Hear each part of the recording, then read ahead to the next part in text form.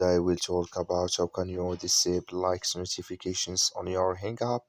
We go to figure out the solution or know how you can do that on your app. So you just follow this ways, then it's going to work with you. So all you have to do, you just go down, click here on photo profile down here. When you just click on it, so then it's going to take you to your profile. It's going to show for you like this here. Then all you have to do now, just go above this sign, click on it. So when you click on it, it's going to take you to accept here. It's going to show for you like this. Then you go down here, you just keep going down here. So then you click here on push notifications, just click on it.